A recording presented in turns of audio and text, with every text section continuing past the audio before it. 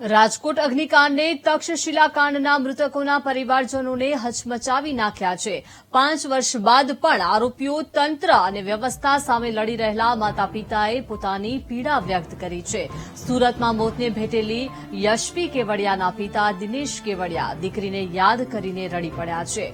રાજકોટની ઘટના જોઈ કાલે આખી રાતથી ઊંઘ નથી આવતી તેવું જણાવી રહ્યા છે। તંત્ર જેવું કંઈ છે જ નહીં, ગુજરાતમાં આવું બનતું જ રહેશે તેવી પીડા તેઓ વ્યક્ત કરી રહ્યા છે। આજે પણ તક્ષશિલાના આરોપીઓ કોર્ટમાં અમારી સામે હસીને જાય છે। કોર્ટમાં ઉલટું અમને ઉભા રાખી અમારા પર સવાલ ઉભા કરવામાં આવે છે તેવું એક પિતાએ જણાવ્યું છે। દીકરીની એટલી જ ચિંતા હતી તો ટ્યુશનમાં શા માટે મોકલી તેવા સવાલો તેમના સામે કરવામાં આવે છે। એસઆઈટીની રચના નાટક માત્ર છે, પાલિકા કમિશનર અને હોદ્દેદારો જવાબદાર કહેવાય છે।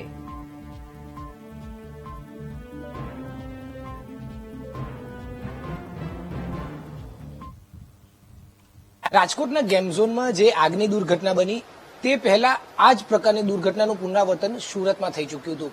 આજથી 5 વર્ષ પહેલા સુરતના શરથાણા વિસ્તારમાં આવેલ તક્ષશિલા અગ્નિકાંડ સર્જાયો હતો અને 22 બાળકો હોમાયા હતા। એમાંના એક યશવી કેવડિયા કરીને જે વિદ્યાર્થીની હતી, તેમના પિતા અત્યારે આપણી સાથે છે, તેનું પણ આ દુર્ઘટનામાં દુઃખદ અવસાન થયું હતું। આજે પણ જ્યારે આવી કોઈ દુર્ઘટના બને છે ત્યારે એ ચિત્ર એમની સામે ઉપસી આવે છે। ત્યારે આપણી સાથે એ વિદ્યાર્થીનીના પિતા જોડાયા છે, તેમની સાથે વાત કરીશું। તમારું નામ? દિનેશભાઈ કેવડિયા। દિનેશભાઈ, રાજકોટમાં જે દુર્ઘટના બની, સુરતમાં આ પ્રકારની દુર્ઘટના 5 વર્ષ પહેલા બની, આપ તો સાક્ષી બન્યા છો। આવી દુર્ઘટના જ્યારે જુઓ છો ત્યારે શું થાય છે, શું કહેશો? એક જીવ જાય કે 50 જીવ જાય, જ્યારે કોઈ પણ દુર્ઘટના બને, આગ નહીં, કોઈ પણ નિર્દોષ માણસો મરે ને એટલે પહેલા અમારી દીકરીઓ અમને યાદ આવે છે। કેવા દ્રશ્ય એ વખતે જોવા મળતા હતા અને શું હજુ પણ જ્યારે આવી કોઈ નાની અમથી આગની ઘટના જોવા મળે ત્યારે શું થઈ જાય છે, શું કહેશો? તે દિવસે બપોરે મને એ થાળી પીરસીને ગઈ, મને જમાડીને ગઈ। 4 વાગે હું અહીં બેઠો હતો મારા ધંધાના સ્થળે અને ફોન આવ્યો કે પપ્પા અહીંયા આગ લાગી છે, જલ્દી આવો। હવે કોઈ પણ દીકરીને બાપ તો સુપરમેન જ હોય ને, એને એમ થાય મારા પપ્પા આવી જાય ને મને બચાવી લેશે।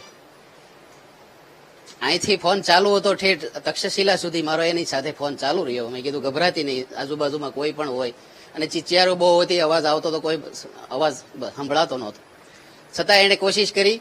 પછી છેલ્લે એને એમ કીધું પપ્પા હવે આવતા નહીં, હવે હું નહીં બસું, મારા કપડાં બળવા મળ્યા છે, હવે મારથી રહેવાતું નથી, મારથી બોલાતું નથી, અને એની અવાજ બંધ થઈ ગયો અને ફોન ચાલુ રહી ગયો।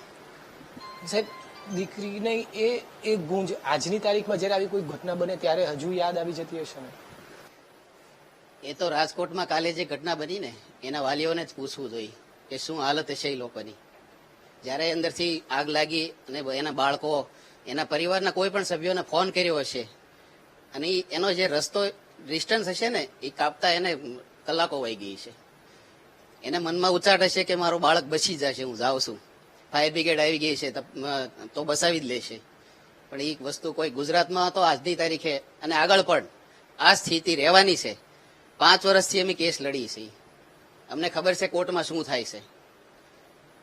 તદ્દન વાહિયાત ચાર્જશીટ, વાહિયાત તપાસ, કોઈ પણ ઠોસ કાર્યવાહી નહીં, નાના અધિકારીઓને પકડી નાખી દે, એને જામીન આપી દે, અત્યારે આરામથી ખુલ્લા ફરે છે અને અમે રોજ રાતે જાગીએ છીએ।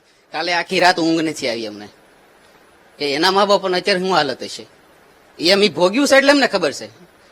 તો જેની ગોદડી ગઈ હોય એને સ્ટાર્ટ હોય, બાકી રોડ ઉપર જતો માણસ તો તમાશો જો વિડીયો ઉતારે, એને કઈ ફરક ના પડે।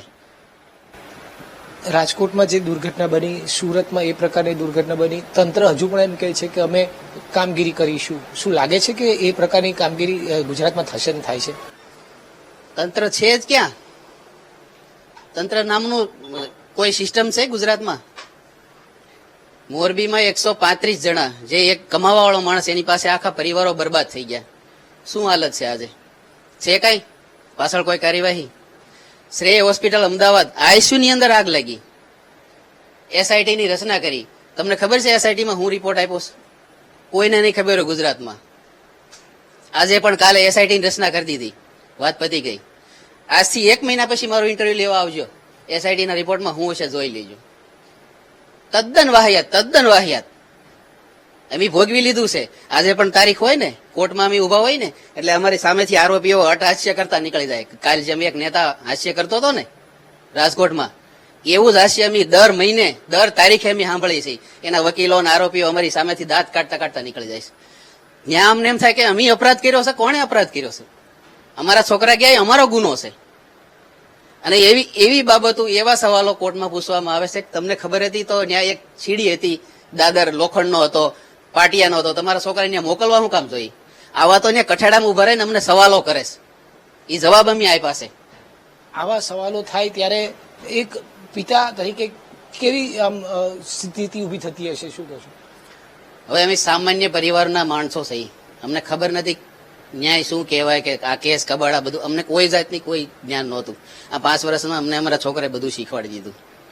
આજની તારીખે તે અમે તો સુપ્રીમ કોર્ટ સુધી લડી આવ્યા છે. અત્યારે આર્થિક, માનસિક, શારીરિક બધી રીતે અમે ઘસાઈ ગયા છે, થાકી ગયા છે.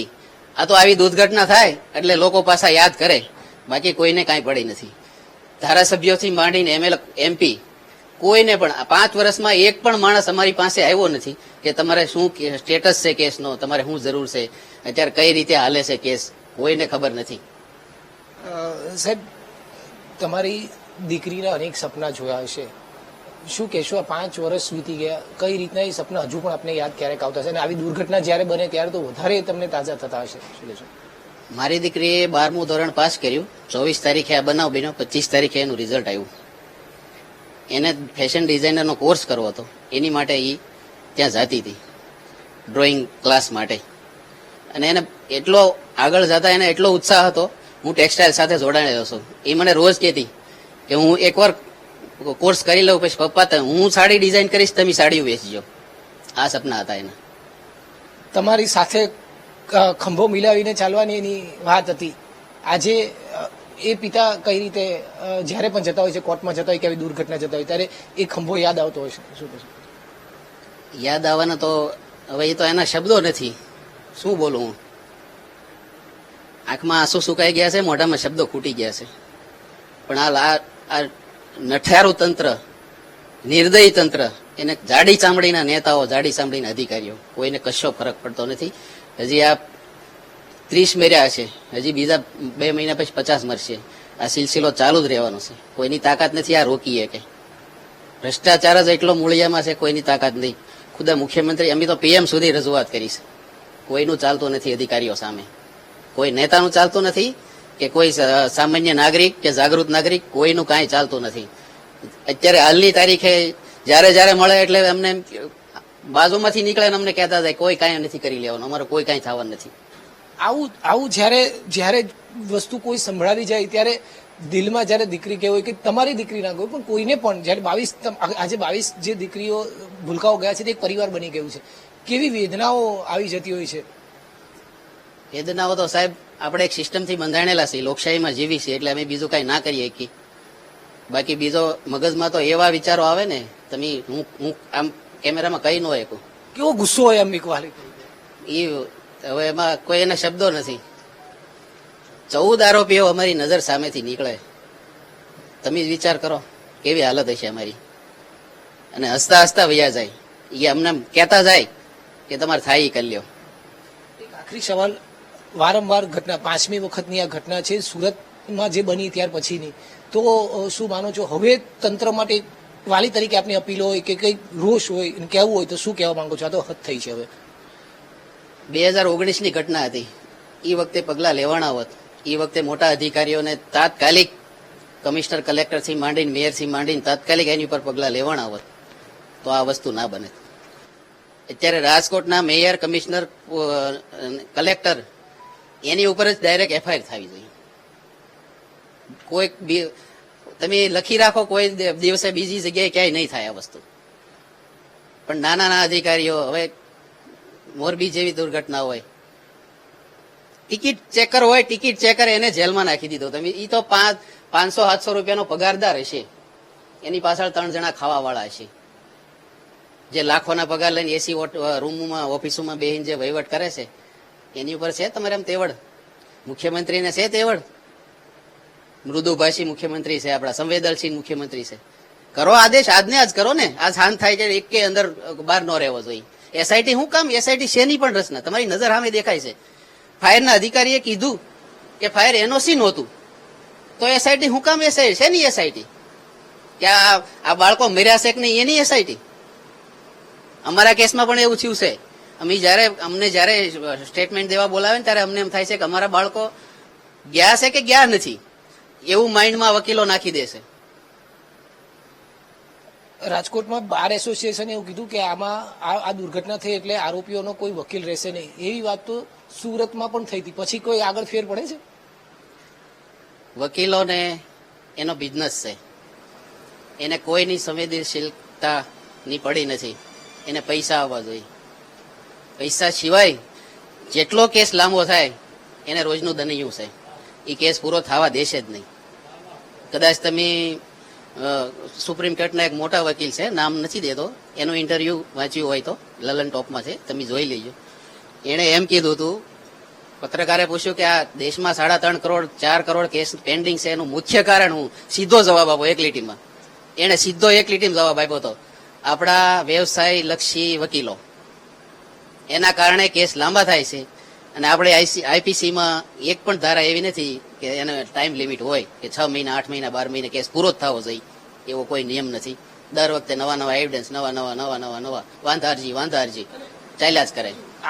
આરોપી સમક્ષ પણ વકીલો લડવા માટે પછી તૈયાર થઈ જાય છે, કારણ કે દર વખતે અત્યારે એવું કહે છે કે વકીલો નહીં લડે. તમારા કે આપણા તક્ષશિલા વખતે પણ એવી વાત હતી, કોઈ પણ વકીલ નહીં લડશે, અને અત્યારે એ જ આરોપીઓને બચાવવા માટે વકીલો છે. સુરતની દુર્ઘટના વખતે પણ આ વાત આવી હતી કે કોઈ પણ વકીલો આ કેસ નહીં લે.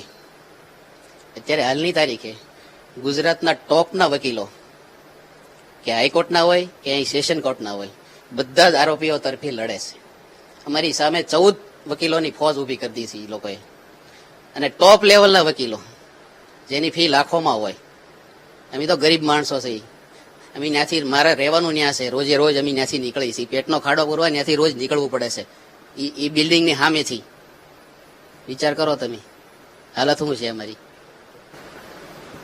બિલકુલ, આ હતા તક્ષશિલા અગ્નિકાંડમાં જે બાળકી ફેશન ડિઝાઇનિંગ બનીને પોતાના પિતાનો ખભો બનવા ઈચ્છતી હતી અને મોતને ભેટી હતી. એના પિતા હતા, અને આજે પણ આવી કોઈ પણ દુર્ઘટના બને ને ત્યારે એ જ દીકરીનો ચહેરો એની સામે ઉપસી આવે છે.